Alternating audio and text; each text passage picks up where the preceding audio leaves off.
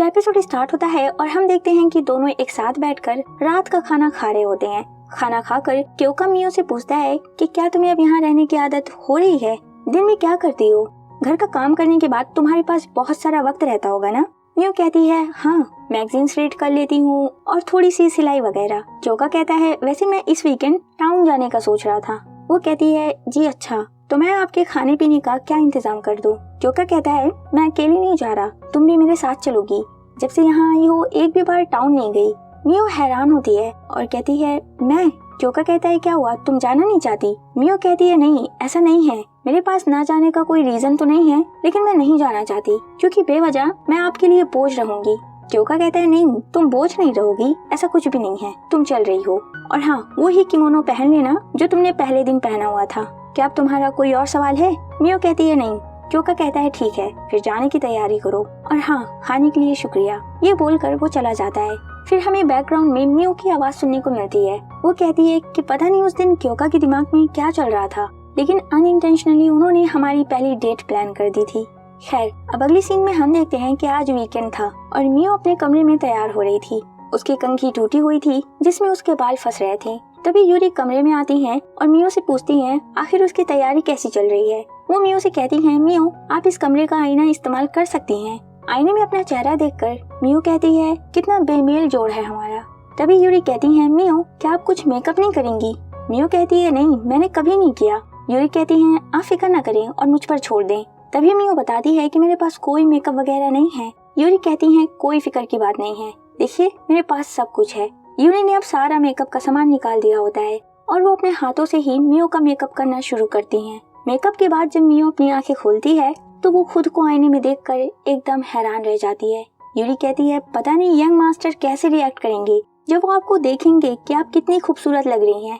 तभी बाहर से क्योका आवाज लगाता है क्या तैयार हो गई तुम? मियो भागते हुए आ जाती है और कहती है माफ करिएगा, मैंने आपको इंतजार कराया। क्योका पलटकर उसकी तरफ देखता है और उसकी आंखें खुली की खुली रह जाती है। मियो काफी ज्यादा प्यारी लग रही थी। क्योका तो खो सा गया था। मियो कहती है क्या हम चलें? तब क्योका को होश आता है और वो कहता है हाँ चलो चलते हैं। फिर अब अगले सीन में दोनों कार में थे। मियो पूछती है वैसे हम जा कहाँ रहे हैं? क्योका कहता है अरे हाँ, मैंने तुम्हें बताया नहीं, पहले हम मेरी वर्क प्लेस पर जा रहे हैं। मियो थोड़ी सी नर्वस हो जाती है।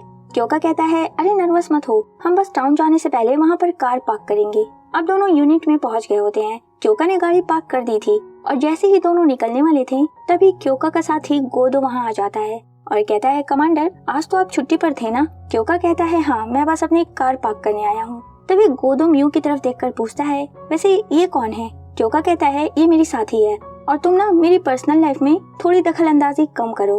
गोदो एकदम से खुश होकर कहता है अरे वाह, कमांडर की इतनी खूबसूरत साथी भी है, ऐसा तो पहले कभी नहीं हुआ। मियो थोड़ी सी अनकंफर्टेबल हो रही थी। तभी क्योका गोदो को हड़काते हुए कहता है हे, अभी मैंने कहा ना कि मेरी पर्सनल लाइफ में दखल अंदाजी मत करो, क्या तुमने सुना नहीं? चलो अपनी पोस्ट पर अभी वापस जाओ। गोदो डर कर चुपचाप चला जाता है। फिर क्योका मियो से बताता है कि ये है गोदो, मेरा काफी करीबी है। इसके चुलबुले बिहेवियर को छोड़कर इसके पास काफी तगड़ी सुपरनैचुरल एबिलिटी है। अब दोनों टाउन में थे। क्योका पूछता है क्या कोई ऐसी जगह है जहाँ तुम जाना चाहती हो या फिर तुम्हें कुछ खरीदना हो? मियो कहती है नहीं, ऐसा तो कुछ नहीं है। क्योका कहता है कुछ भी नहीं? फिर तो तुम्हें मेरी शॉपिंग में हेल्प करनी होगी। अब दोनों घूम फिर रहे होते हैं और आसपास की जगह देखने में मियो एकदम खो गई होती है। तभी क्योका पूछता है क्या तुम्हें मजा आ रहा है? मियो एकदम से डर जाती है और कहती है माफ करिएगा, मैं कुछ ज्यादा ही इन नजारों में खो गई थी। क्योका कहता है कोई बात नहीं, तुम हर चीज जी भर के देख सकती हो, तुम्हें यहाँ कोई नहीं रोकेगा, मैं भी नहीं।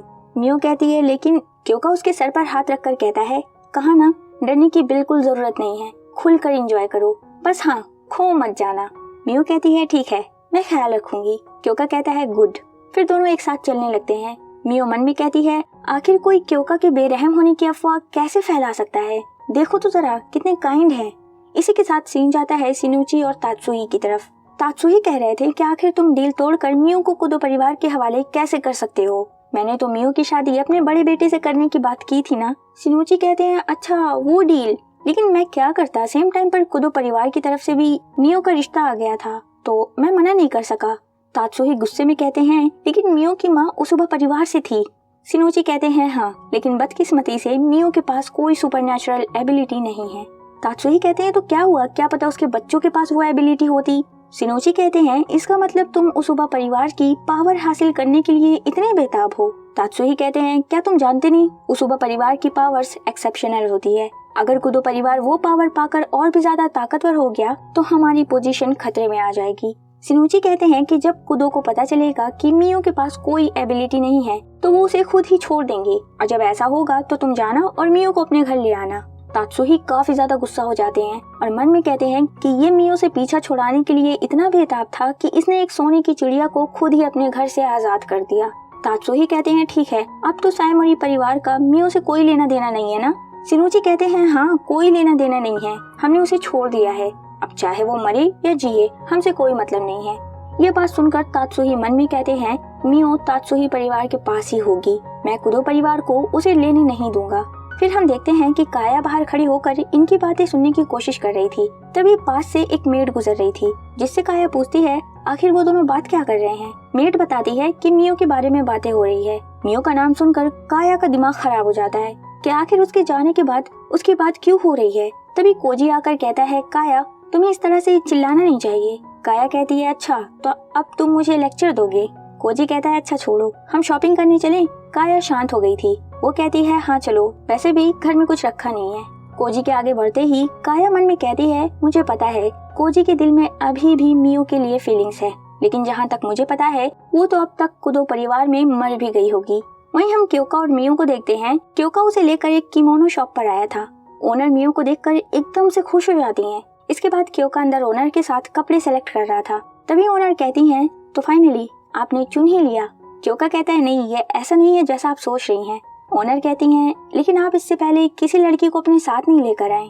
क्योका मन में कहता है हाँ ये बात तो सही है, लेकिन इसी के साथ हम फ्लैशबैक देखते हैं। तो दरअसल यूरी ने ही क्योका को बताया था कि किस तरह से मियो अपने उन्हीं दो किमोनो को बार बार सिलकर पहनती है, और वो ये काम छुप कर करती है ताकि हमें पता न चल सके। क्योका ने खुद भी नोटिस किया था कि उसके कपड़े एकदम पुराने किसी गरीब के लगते हैं, वो एक बड़े परिवार की लड़की लगती ही नहीं है। क्योका अपने ख्यालों में खो गया था। ओनर उसे आवाज लगाकर उसके ख्याल से बाहर निकालती हैं और पूछती हैं तो बताइए आपको कौन सा कपड़ा पसंद आया। क्योका की नजर जाती है एक पिंक कलर के फैब्रिक पर, वो बहुत खूबसूरत लग रहा था। क्योका तो इमेजिन भी करने लगता है कि ये कपड़ा मियो पर बहुत खूबसूरत लगेगा। ओनर कहती हैं तो आपको कौन सा पसंद आया। क्योका कहता है पिंक वाले का एक ड्रेस बना दीजिएगा और बाकी आप अपनी पसंद का। जाने से पहले ओनर उसे एक बॉक्स देकर कहती हैं तो आप इसे आज ले जाएंगे। क्योका कहता है हाँ। फिर वो लेडी कहती हैं मिस्टर कुदो उस लड़की को खुद से कभी दूर मत जाने दीजिएगा। कोयले की खदान में एक हीरा है वो, जिसे वक्त के साथ तराश कर चमकाया जा सकता है। आई होप कि आपके प्यार और देखभाल से एक दिन वो जरूर चमकेगी। अब क्योका बाहर आ जाता है। मियो तब से बाहर ही वेट कर रही थी। वो सामने लगा उसी गुलाबी किमोनो को देख रही होती है और उस किमोनो को देखकर उसे उसकी माँ की याद आ रही थी। खैर अब ये दोनों एक रेस्टोरेंट में थे और मियो मिठाई खा रही होती है। क्योका पूछता है तो कैसी लगी। मियो कहती है हाँ बहुत अच्छी है। क्योका कहता है तुम्हारे चेहरे के भाव से तो नहीं लग रहा कि तुम्हें पसंद आई। मियो कहती है नहीं ऐसा बिल्कुल भी नहीं है। क्योका कहता है तुम बिल्कुल मुस्कुराती नहीं हो। मियो फिर से माफी मांगती है। क्योका कहता है फिर से माफी, ऐसा नहीं है कि मैं तुम पर किसी तरह का इल्जाम लगा रहा हूँ, मैं बस तुम्हें मुस्कुराते हुए देखना चाहता हूँ। उसकी इस बात पर मियो कहती है मुझे लगता है कि आप थोड़े से अजीब हैं। अब उसने कह तो दिया था लेकिन फौरन से माफी मांगते हुए कहती है माफ कर दीजिए इतनी उटपटांग बात बोलने के लिए। क्योका कहता है अरे गुस्सा नहीं हुआ हूँ मैं, तो माफी मांगना बंद करो। फिर वो आगे कहता है वैसे हमारी शादी होने वाली है अगर सब कुछ ठीक गया तो, इसलिए मेरे ख्याल से हम दोनों को खुलकर बात करनी चाहिए और मुझे खुशी भी होगी अगर तुम सिर्फ माफी मांगने के अलावा खुलकर मुझसे अपनी फीलिंग्स भी शेयर करोगी तो। मियो मन में कहती है शादी, हाँ इन्हें तो अभी पता ही नहीं होगा कि मेरे पास कोई सुपरनैचुरल एबिलिटी नहीं है। मुझे जल्द ही किसी दिन इन्हें खुद बता देना चाहिए। सच जानकर शायद सब कुछ खत्म हो जाएगा, लेकिन मैं इनके साथ थोड़ा और वक्त गुजारना चाहती हूँ। लेकिन इस समय मैं कुछ नहीं कर सकती सिवाय इस उम्मीद के कि मुझे इनके साथ थोड़ा और रहने का मौका मिले, तब तक के लिए जब तक मैं इनके साथ रह सकती हूँ। मुझे पता है मेरी ये ख्वाहिश थोड़ी सी गलत भी है, लेकिन मैं बाद में इसकी सजा काट लूंगी। तब तक के लिए बस थोड़ा और अच्छा वक्त गुजार लूं। अब अगले सीन में हम देखते हैं कि क्योका मियो के रूम के बाहर उसी बॉक्स को रख रहा होता है। तभी यूरी आ जाती हैं और कहती हैं मास्टर मियो अपने रूम में नहीं है, वो नहा रही हैं। क्योका कहता है आप अभी तक यहीं हैं? गई नहीं? यूरी कहती है आप अभी तक गई नहीं, क्या ये बोलना थोड़ा सा रूड नहीं है? वैसे उस बॉक्स में क्या है? इसी के साथ सीन यहाँ पर कट हो जाता है। अगली सीन में मियो जब नहाकर लौटती है तो उसे वो बॉक्स मिलता है। बॉक्स के अंदर नई कोम रखी हुई थी। मियो फौरन से क्योका के पास भागते हुए जाती है और कहती है, इतना महंगा तोहफा, मैं इसे नहीं ले सकती। क्योका कहता है, आराम से, हड़बड़ाओ मत और एक्सेप्ट कर लो। मियो कहती है, मतलब आपने ही इसे मेरे कमरे के बाहर रखा था। फिर मियो मन में बताती है कि कोम गिफ्ट के तौर पर देने का मतलब होता है मैरिज प्रपोजल देना। इसी के साथ हमें फिर से वो यूरी वाला सीन दिखाया जाता है। कोम का सुनकर यूरी कहती है, मास्टर आपको पता है ना, कोम गिफ्ट करने का मतलब होता है मैरिज प्रपोजल देना, तो क्या आप मियो को शादी के लिए पूछ रहे हैं? क्योका कहता है, नहीं, इसका वो मतलब नहीं है, मैं उसे बस एक तोहफा दे रहा हूँ। यूरी कहती है, जी हाँ, मैं आपकी बात समझ गई। वैसे भी मियो टूटी कोम यूज करती है। आई होप कि वो ये तोहफा देखकर बहुत खुश होगी और मैं आपके लिए भी बहुत खुश हूँ। फ्लैशबैक खत्म हो जाता है और क्योका मियो से कहता है, जाओ और जाकर इसे इस्तेमाल करो। ये कहकर जब वो मियो की तरफ देखता है तो मियो ब्लश कर रही थी। वो कहती है, आपका बहुत शुक्रिया, मैं इसे ध्यान से इस्तेमाल करूंगी।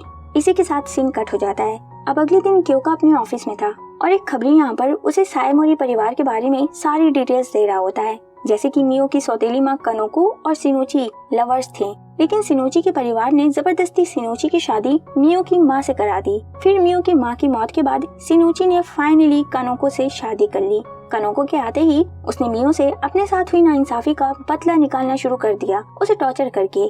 फिर खबरी आगे बताता है कि जैसा आपने अनुमान लगाया था बिल्कुल वैसा ही है। मियो के पास कोई सुपरनैचुरल एबिलिटी नहीं है, लेकिन उसकी बहन के पास है, और ये भी एक वजह है मियो के साथ अत्याचार करने का। ये सब सुनकर क्योका कहता है, बचपन से ही इतना अत्याचार सहकर माँ बाप के प्यार के बिना ही पली बड़ी है, सिर्फ किमोनो दिलाकर उसके दिल का जख्म तो नहीं भरा जा सकता। खबरी आगे कहता है कि क्या आपको पता है मियो की माँ किस परिवार से बिलोंग करती थी? उसूबा परिवार से। क्योका कहता है, क्या कह रहे हो, क्या सच में? खबरी कहता है, जी बिल्कुल, ये एकदम पक्की बात है। मुझे भी इतनी हैरानी हुई थी क्योंकि मुझे तो लगा था कि उसूबा परिवार एग्जिस्ट ही नहीं करता। क्योका बताता है कि उसूबा परिवार अपनी पावरफुल सुपरनैचुरल एबिलिटीज के कारण जाना जाता है। खबरी कहता है कि बस एक बात नहीं मालूम कि आखिर मियो की माँ सायमोरी परिवार में पहुंची कैसे। इसी के साथ ये सीन कट हो जाता है। अगली सीन में क्योका अपने कार की तरफ लौट रहा था, तभी कुछ शिकिगामी उस पर अटैक करने आते हैं, जिन्हें क्योका चुटकियों में अपनी फायर एबिलिटी से जला डालता है। और वो कहता है, आखिर कौन हो सकता है वो जिसने इन मामूली से शिकिगामी को भेजा। और इसी के साथ ये एपिसोड यहीं पर खत्म हो जाता है।